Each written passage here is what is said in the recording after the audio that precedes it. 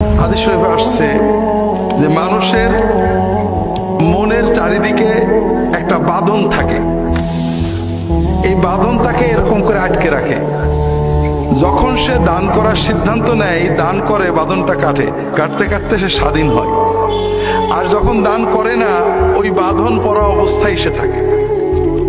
অন্য হাদিসে আসছে, রাসূলুল্লাহ বলছেন প্রতিদিন সকালে আল্লাহর দুজন ফেরেশতা জমিনে আসেন। একজন বলেন আল্লাহ যে দান করে তার তুমি যেটুকু দান করলো আরো বেশি তুমি দিয়ে দাও। আর একজন বলে আল্লাহ যে দান করে না, জমায় রাখে, তার জমানোটা নষ্ট করে দাও। বাস্তবতা হলো যে আল্লাহর কোনো কাজ বসে থাকে না, থাকে নাকি? থাকে না। নৌকা যাবেই, আপনি নৌকায় চড়লেন কিনা এটা হলো কথা। আপনি একসময় চলে যাবেন, মসজিদের জায়গায় মসজিদ থাকবে। আপনি বেঁচে থাকতে মসজিদে নামটা লেখানোর চান্স পেয়েছেন কিনা এটা বিষয়। মসজিদ কিন্তু হয়েই যাবে, নাকি বলেন? দেখছেন বাংলাদেশে কোনো মসজিদ পড়ে আছে 10-20 বছর বয়স হয়েছে, হয়নি এমন আছে নাকি?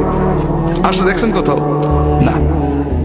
কিন্তু আপনি, দুনিয়ার খাতা বড় নয়, আল্লাহর খাতায় নামটা আপনার লেখা হয়েছে কিনা যে এই মসজিদে আপনার টাকা আছে, এই সুযোগ আপনি নিতে পেরেছেন কিনা, এই সৌভাগ্য আপনি অর্জন করতে পেরেছেন কিনা, এটাই হলো বিষয়।